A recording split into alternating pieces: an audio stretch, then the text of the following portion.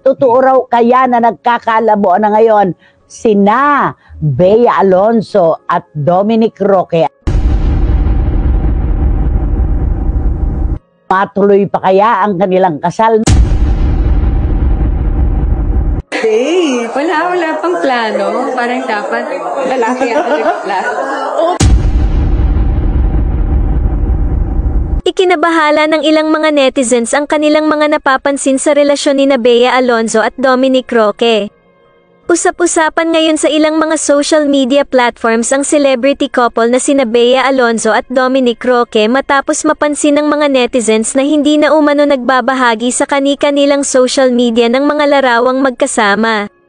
Nagtataka ang fans at followers ng mga aktor na sina Dominic Roque at Bea Alonzo kung nagkakaroon ba ng tampuhan ang dalawa. Kamakailan lamang napansin ng mga netizens na bihira silang mag-react at mag-post tungkol sa kanilang sarili sa social media. Kung bibisitahin ang Instagram account ni Dominic Roque, makikitang ang huling update niya na kasama ang fiancé na si Bea Alonzo at mga aso. Samantala, makikita naman sa Instagram account ng aktres na ang huling update niya kasama si Dominic Roque ay noon pang January 8, 2024 kung saan naging highlight naman ito ang pagbabakasyon nila sa Japan. Nababahala na ang ilang mga tagahanga ng dalawa dahil bukod sa wala silang mga ibinabahagang larawan na magkasama, hindi na rin umano nila like ang ilang mga updates nila sa social media. May mga netizen ang nag-isip na baka nagkaroon ng kaunting hindi pagkakaunawaan ang dalawa.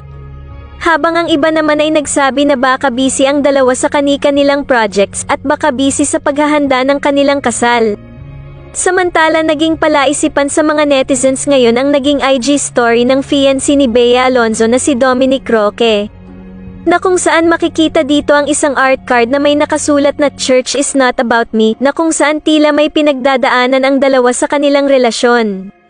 Maraming mga tagahanga ng dalawa ang nabahala matapos kumalat ang balita na di umano hiwalay na ang dalawa.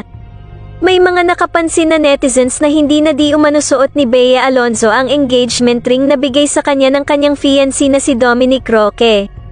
Hindi naman masisisi ang ilang mga netizens na mag-isip ng kung ano-ano dahil na rin sa mga nagdaang breakups ng ilang mga celebrity couples kung saan bigla na lamang hindi nagpo-post ng mga larawan sa social media ng magkasama. Una na rito ay ang hiwalayan ni Catherine Bernardo at Daniel Padilla, sinundang ng mag-asawang Richard Gutierrez at Sara Labati. Gayon din naman ang nangyari sa hiwalayan ng longtime celebrity couple na sina Kim Chiu at Sian Lim. Usap-usapan naman ang naging interview kay Bea Alonzo ng press sa kakatapos lamang na event ng isang kilalang brand ng cellphone na kung saan isa si Bea Alonzo sa mga endorser nito. Dito ay natanong kay Bea tungkol sa ilang mga detalye ng kanilang kasal ngunit ang tanging naging sagot lamang ni Bea Alonzo ay wala pa di umano o wala pang plano. Kaya naman maraming mga netizens ngayon ang lumakas ang hinala sa kumakalat na isyong hiwalayan ng dalawa.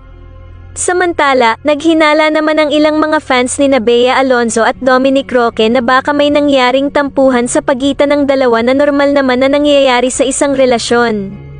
May mga nagtatanggol naman sa celebrity couple kung saan inilahad nila na baka abala lamang ang mga ito sa pag-aasikaso sa nalalapit nilang pagpapakasal. May mga napapatanong naman kung naroon ba si Bea Alonzo sa birthday celebration ng ina ni Dominic Roque dahil wala naman silang ibinahaging larawan na magkasama noon. Subalit, ayon sa ilang mga netizens na baka binibigyan lamang ng dalawa ng pagkakataon ang isa't isa na makasama ang kani-kanilang mga kaibigan dahil malilimitahan na ang lahat ng ito pagkatapos ng kanilang kasal. Sa kabilang banda, wala pa namang opisyal na pahayag na inilalabas sina Dominic Roque at Bea Alonzo hinggil sa nasabing issue. Dalangin na lamang ng kanilang mga fans na sana ay maayos ang kanilang relasyon at totoong abala lamang sila sa ibang mga detalye sa nalalapit nilang kasal.